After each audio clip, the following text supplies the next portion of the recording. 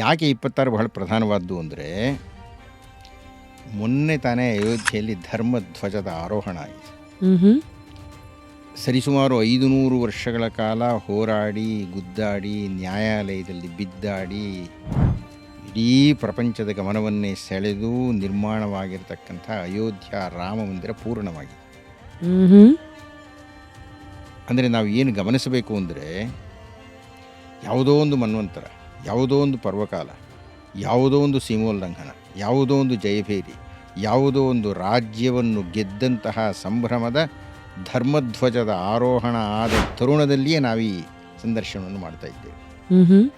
ಇಡೀ 25ನೇ ಇಸವಿ ಆ ರಾಮ ದೇಗುಲದ ವೈಭವ, ಅದರ ಸೃಷ್ಟಿ, ಅದರ ವಿನ್ಯಾಸ, ಇವುಗಳೆಲ್ಲ ನಮ್ಮ ಮನಸ್ಸನ್ನು ಸೆಳೆದರೆ, 26ನೇ ಇಸವಿಯಲ್ಲಿ ನಾವು ಕೂತು ಮಾತಾಡ್ತಾ ಇದ್ದೀವಿ ಅಂದರೆ 25ನೇ ಇಸವಿಯ ಕೊನೆಯಲ್ಲಿ ಆ ಧರ್ಮಧ್ವಜದ ಸಂಪೂರ್ಣ ಅನಾವರಣ ಆಯಿತು. ಫುಲ್ ವಿಡಿಯೋನ ನೋಡಿ ಆನ್ ರ್ಯಾಪಿಡ್ ರಾಶ್ಮೀಸ್ ಯೂಟ್ಯೂಬ್ ಚಾನಲ್.